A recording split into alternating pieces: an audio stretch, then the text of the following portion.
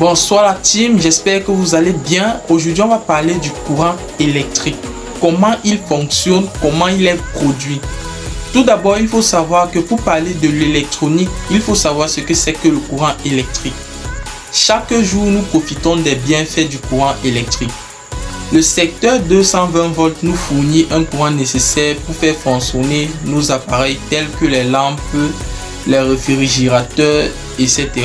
Quant aux piles, ils nous permettent d'alimenter des appareils nomades comme le téléphone, la radio. Le courant ne s'obtient qu'en mettant en mouvement les électrons. Pour comprendre ce phénomène, nous sommes obligés de parler de l'atome. Pour celui qui l'ignore encore, l'atome par définition simple est la plus petite entité élémentaire de la matière. Il est constitué d'un noyau constitué de protons de charge positive et de neutrons de charge négative, autour duquel tournent à une vitesse de 300 000 km/s les électrons de charge négative. Chaque atome possède un nombre bien défini de protons et d'électrons. Par exemple, l'atome d'hydrogène possède un électron libre et un proton. Le déplacement d'électrons d'un atome à un autre peut s'obtenir à partir d'un mouvement appelé dynamo alternateur ou d'une réaction chimique appelée pile accumulateur. Si on introduit des électrons dans un atome, celui-ci prend la polarité négative car le nombre d'électrons est supérieur à celle des protons.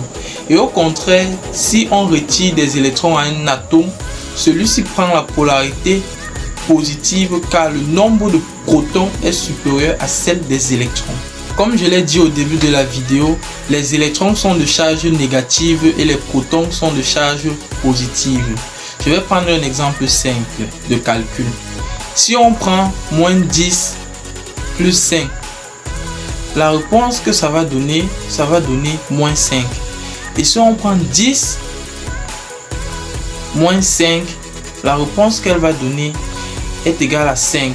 Cela implique que le signe dont le nombre est le plus grand domine le signe dont le nombre est le plus petit. Raison pour laquelle sur un générateur ou une pile, on a le signe plus excès de protons et le signe moins excès d'électrons. Si on relie ces deux bornes avec un fil conducteur, les électrons seront attirés par les protons et ce mouvement génère du courant électrique.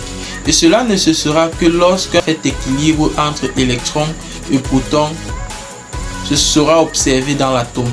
Et cela veut dire que le courant est produit par le mouvement d'électrons attirés par les protons. Donc n'importe quelle pile possède une électrode positive et une électrode négative car à l'intérieur il existe un déséquilibre d'électrons. Donc il faut comprendre que lorsqu'on a une batterie morte ou une batterie déchargée, c'est que le nombre d'électrons est déjà égal au nombre de protons. En fait, c'est cette symbiose-là. Et pour qu'il y ait courant électrique, il faut qu'il y ait une décadence. Soit le nombre d'électrons est supérieur au proton et qui est attiré vers lui, soit c'est le nombre de protons qui est supérieur au nombre d'électrons pour qu'il y ait un déséquilibre de flux pour produire ce qu'on va appeler maintenant le flux du courant, le flux d'électricité. Ce déséquilibre de charge positive et de charge négative génère une tension qui se mesure en volts.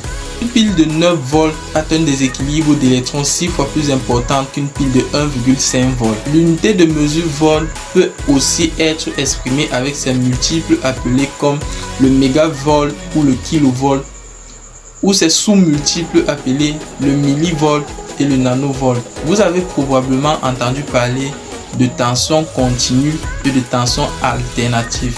Mais avant de les différencier l'une de l'autre, il faut déjà savoir que la tension continue est une tension produite par une pile et une tension alternative est une tension produite par un alternateur ou un transformateur. La différence entre la tension continue et la tension alternative vient du fait que la tension continue a des polarités bien spécifiques.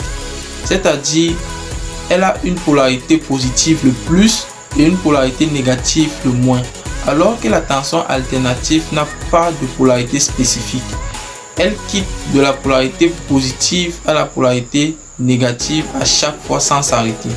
Et le courant alternatif bouge à une certaine fréquence. On appelle fréquence le nombre de sinusoïdes qui se répètent en l'espace d'une seconde. On l'exprime en hertz. Si vous observez les étiquettes qui figurent sur le compteur de votre maison, vous y trouverez l'indication 50 Hz. Ce nombre sert à indiquer que la tension que vous utilisez dans votre maison change de polarité 50 fois en une seconde. Et le courant se mesure en ampères. La puissance de l'unité de mesure du courant est le watt. Merci d'avoir écouté ma